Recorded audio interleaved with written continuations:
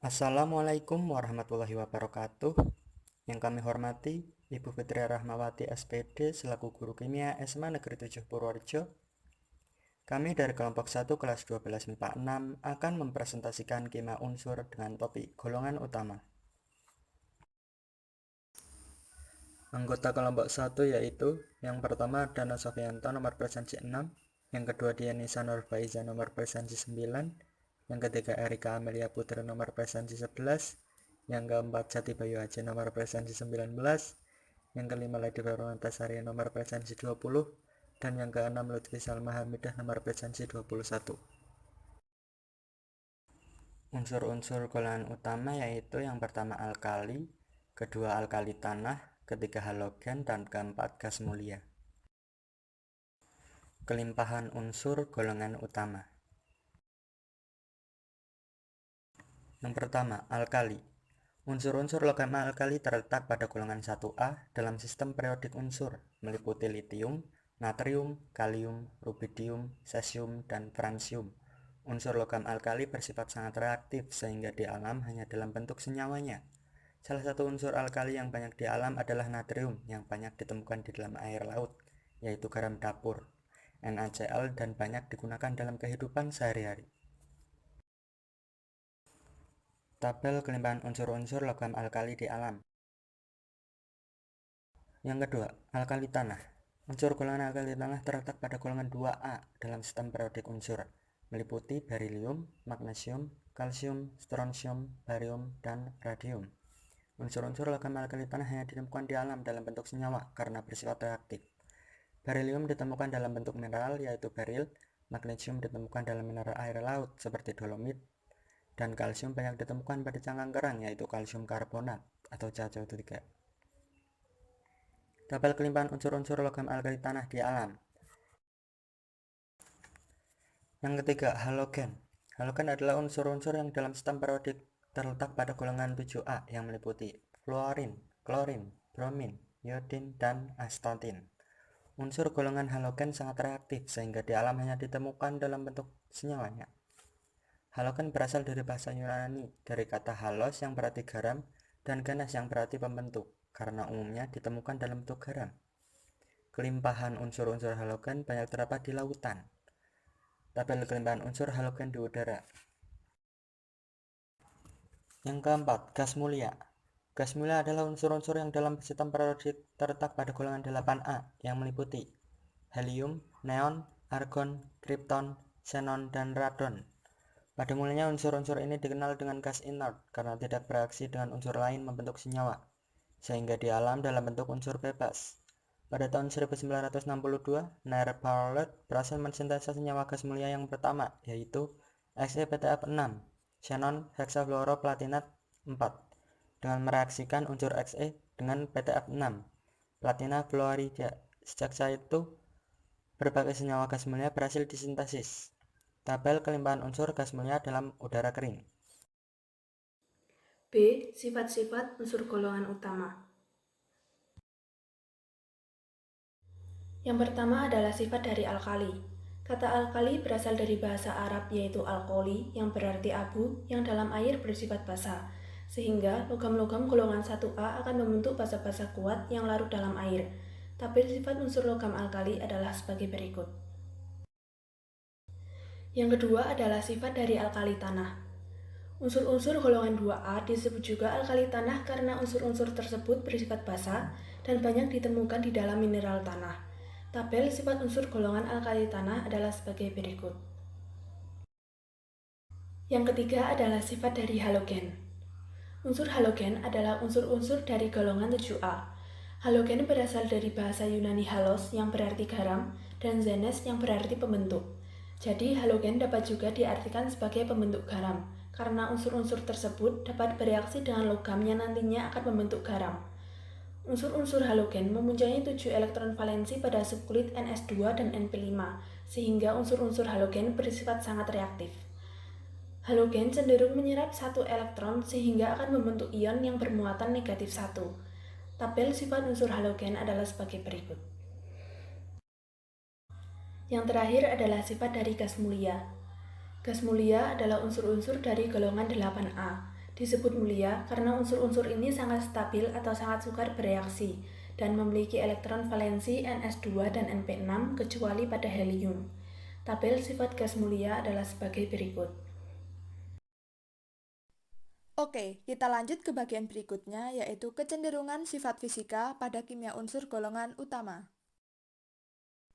Yang pertama, sifat fisika pada logam alkali. Logam alkali ini bersifat lunak yang jika dibersihkan berwarna putih mengkilap, pada natrium berwarna pink. Merupakan konduktor atau penghantar panas dan listrik yang baik. Memiliki titik leleh dan titik didih yang semakin ke bawah akan semakin rendah, disebabkan karena adanya kerapatan delokalisasi elektron atau ikatan logam yang semakin rendah sehingga atom-atomnya mudah dipisahkan. Sifat dari kelogaman alkali ini lebih kuat dibandingkan sifat kelogaman alkali tanah. Berikut ada gambar dari warna-warna logam alkali. Selanjutnya, sifat fisika pada alkali tanah. Alkali tanah ini relatif lunak tetapi lebih keras dibandingkan logam natrium dan kalium. Pada barium bersifat keras seperti timbal, berwarna seperti perak yang mengkilat. Dapat menghantarkan listrik dengan baik atau konduktor kecuali pada berilium. Alkali tanah ini memiliki titik didih yang tinggi. Berikut ada gambar dari warna-warna logam alkali tanah. Berikutnya ada sifat fisika dari halogen. Halogen sebagai molekul diatomik yang umumnya berbau menyengat dan menusuk. Halogen memiliki titik didih dan titik leleh yang relatif rendah karena memiliki gaya van der Waals antar molekulnya. Titik didih dan titik lelehnya bertambah dari unsur fluorin ke iodin. Halogen ini mudah larut dalam air kecuali iodin. Kelarutan dalam airnya berkurang dari fluorin ke bromin dan iodin larut ke dalam klorin. Kerapatannya bertambah dari fluorin ke astatin. Nah, untuk wujudnya seperti terlihat pada gambar. Dan yang selanjutnya ada sifat fisika pada gas mulia. Gas mulia sebagai gas monoatomik yang tidak berwarna, tidak berbau, tidak berasa, dan sedikit larut dalam air. Gas mulia ini bersifat nonpolar yang memiliki titik didih dan titik leleh yang sangat rendah karena memiliki gaya London yang sangat lemah. Berikut merupakan gambar tabung berisi gas mulia yang berpendar. D. Kecenderungan sifat kimia. Sifat kimia alkali sangat reaktif sehingga di alam tidak ditemukan sebagai unsur bebas. Daya reduktor kuat sehingga mudah teroksidasi. Dapat bereaksi dengan halogen, dapat bereaksi dengan hidrogen, khusus untuk Li dapat bereaksi dengan nitrogen. Dapat bereaksi dengan oksigen membentuk oksida, peroksida, atau superoksida. Dapat bereaksi dengan air. Warna nyala alkali.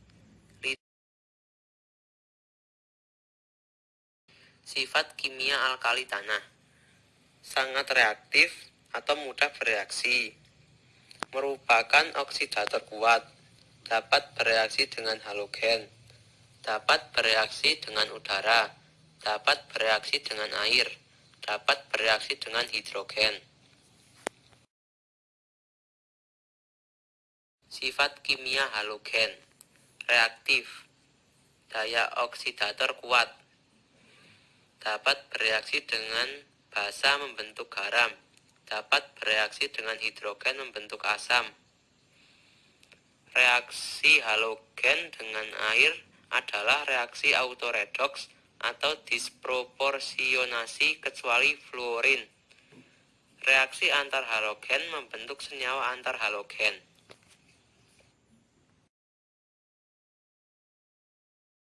Sifat kimia gas mulia kereaktifan rendah karena kulit terluarnya sudah penuh sehingga bersifat stabil.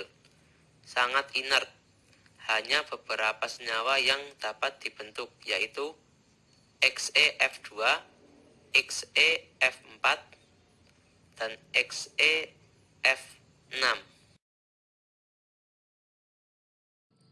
Selanjutnya, manfaat dalam kehidupan. Pertama ada alkali. Yang pertama litium.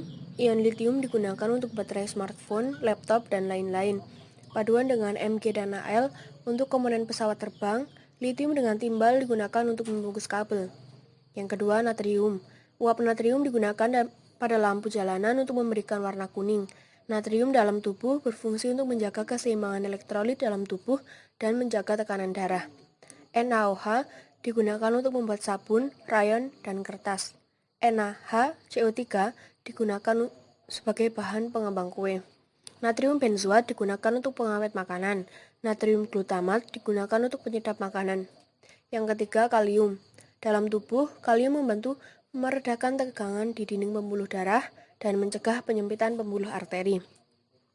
Kalium juga berfungsi sebagai pupuk NPK. K2CO3 untuk membuat kaca, terutama kaca televisi. KOH untuk membuat sabun cair dan deterjen. KNO3 digunakan dalam pupuk dan bahan peledak. Yang keempat, rubidium. Osilator untuk aplikasi di navigasi dan komunikasi militer. Garam rubidium atau Rb digunakan dalam gelas, keramik, dan kembang api untuk memberikan warna ungu. Yang kelima, cesium. Garam cesium digunakan untuk memperkuat ketahanan berbagai jenis kaca. Cesium klorida digunakan untuk sel fotoelektrik. Cesium nitrat digunakan untuk membuat gelas optik. Alkali tanah. 1. Berilium. Paduan logam, berilium, dan tembaga banyak dipakai pada alat listrik. Untuk bahan kaca dari sinar X karena dapat transparan terhadap sinar X.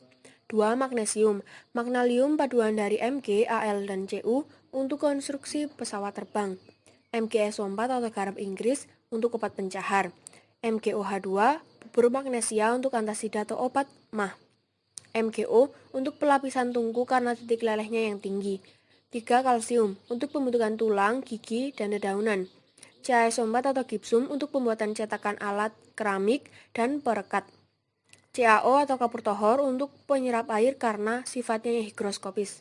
CaOH2 atau air kapur digunakan untuk menetralkan keasaman. CaC2 untuk menghasilkan gas asetilena yang dimanfaatkan untuk proses pengelasan. 4. Strontium. Strontium klorida atau SrCl2 sebagai bahan tambahan pada pasta gigi sensitif. Strontium nitrat atau SrNO32 sebagai zat pemberi warna merah pada kembang api. 5. Barium. BaSO4 untuk memeriksa saluran pencernaan, bahan cat berwarna putih, dan pewarna plastik. Untuk kembang api, barium karbonat atau BaCO3 2 untuk racun tikus. 6. Radium. Dalam bentuk gas digunakan dalam kemoterapi. Halogen. 1. Fluorin. Freon atau CFC digunakan sebagai cairan pendingin. Teflon atau politrafluoroetilena digunakan sebagai anti lengket. Asam fluoride atau HF untuk membuat tulisan, lukisan, atau sketsa di atas kaca karena melarutkan kaca. Garam fluoride untuk pasta gigi. 2. Klorin. Garam dapur atau NaCl sebagai cairan infus, mengawetkan makanan, mencairkan salju, mensintesis soda api, soda kue, dan berbagai senyawa lainnya. DDT untuk insektisida. Kaporit CaOCl2 digunakan desinfektan pada air minum dan kolam renang. Natrium hipoklorit atau NaClO digunakan sebagai pengelantang. Kloroform atau CHCl3 untuk obat bius dan pelarut. KCl digunakan untuk pupuk. 3. Bromin digunakan untuk sintesis senyawa-senyawa karbon. AgBr digunakan dalam sinar X dalam film fotografi. Natrium bromida atau NaBr sebagai obat penenang saraf. 4. Iodin. Iodoform atau CHCl3 digunakan sebagai zat antiseptik. NaI, NaIO3, Ki, dan KiO3 dicampur dengan NaCl untuk mencegah penyakit gondok. Ki digunakan sebagai obat anti jamur. AGI digunakan bersama-sama dengan AgBr dalam film fotografi. Gas mulia. 1. Helium dalam bentuk gas sebagai pengisi kapal udara dan balon udara karena sukar bereaksi, tidak mudah terbakar, dan ringan. Dalam bentuk cair digunakan sebagai zat pendingin karena memiliki titik uap yang sangat rendah. Campuran dengan oksigen digunakan untuk pekerja terowongan, pernapasan penyelam, atau penderita asma. 2. Neon sebagai pengisi lampu neon. Dalam bentuk cair sebagai pendingin pada reaktor nuklir. Sebagai pengisi tabung televisi. 3. Argon pengisi lampu pijar karena tidak bereaksi dengan kawat wolfram yang panas. Untuk lampu reklame dengan cahaya berwarna merah muda. Sebagai atmosfer inert pada pengelasan logam terbuat dari stainless steel, titanium, magnesium, dan aluminium. 4. Krypton, pengisi lampu fluoresensi atau lampu neon bertekanan rendah. Untuk lampu kilat fotografi berkecepatan tinggi, dan untuk lampu mercusuar. 5. Xenon, untuk pembuatan tabung elektron. Untuk lampu-lampu reklame yang memberi cahaya biru. 6. Radon, untuk terapi radiasi bagi penderita kanker dan untuk sistem peringatan gempa. Proses pengolahan unsur. Proses pengolahan unsur alkali. 1. Pembuatan litium. Litium diperoleh dengan elektrolisis lelehan LiCl. Kedua, pembuatan natrium. Natrium dibuat dari elektrolisis lelehan natrium klorida yang dicampur dengan kalsium klorida yang disebut proses Down. Berikut juga gambar dari proses Down natrium. Yang ketiga, pembuatan kalium, rubidium, dan cesium. Logam-logam tersebut dibuat dengan mereduksi lelehan garam kloridanya. Proses pengolahan unsur alkali tanah. Logam-logam alkali tanah diperoleh dengan elektrolisis lelehan garamnya kecuali berilium. 1. Pembuatan berilium. Berilium dapat dibuat dengan mereduksi garam fluoridanya. Yang kedua, pembuatan magnesium. Magnesium diperoleh melalui proses Down, yaitu menambahkan CaO ke dalam air laut sehingga magnesium mengendap sebagai magnesium hidroksida. Berikut gambar proses Down magnesium. Proses pengolahan unsur halogen. 1. Pembuatan fluorin. Gas fluorin merupakan oksidator kuat, sehingga diperoleh melalui proses elektrolisis garamnya, hidrogen fluorida. KHF2 yang dilarutkan dalam HF cair, kemudian ditambahkan LiF 3% agar suhu turun sampai kurang lebih 100 derajat Celcius. Kedua, pembuatan klorin. Klorin dapat dibuat dengan proses diakon atau oksidasi, elektrolisis larutan NaCl menggunakan diafragma, elektrolisis lelehan NaCl. Secara komersial, klorin dibuat dari elektrolisis leburan NaCl, yaitu proses Down. Ketiga, pembuatan bromin.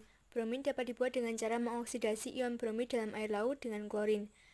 4. Pembuatan iodin. Secara komersial, iodin dapat dibuat dengan mengoksidasi ion iodida yang terdapat di air laut dengan klorin. Iodin juga dapat dibuat dengan reduksi ion iodat dengan mengalirkan natrium hidrogen sulfit ke dalam garam chili. 5. Pembuatan astatin. Astatin merupakan unsur radioaktif. Untuk memperolehnya dari penembakan Bi dengan partikel alfa. Proses pengolahan unsur gas mulia. 1. Pengambilan helium dari gas alam. Untuk memperoleh gas helium dari gas alam ini diembunkan sehingga diperoleh produk yang berupa campuran helium, gas nitrogen, dan pengotor. Yang kedua, pengambilan Ne, Ar, Kr, Xe dari udara. Pada tahap awal, CO2 dan uap air dipisahkan dari udara. Kemudian udara diembunkan dengan pemberian tekanan 200 atm dan diikuti dengan pendinginan cepat. Selanjutnya, Ar, Kr, dan Xe dipisahkan dengan menggunakan proses adsorpsi dan destilasi bertingkat. Yang ketiga, perolehan radon atau Rn. Sekian yang dapat kami sampaikan. Terima kasih. Wassalamualaikum warahmatullahi wabarakatuh.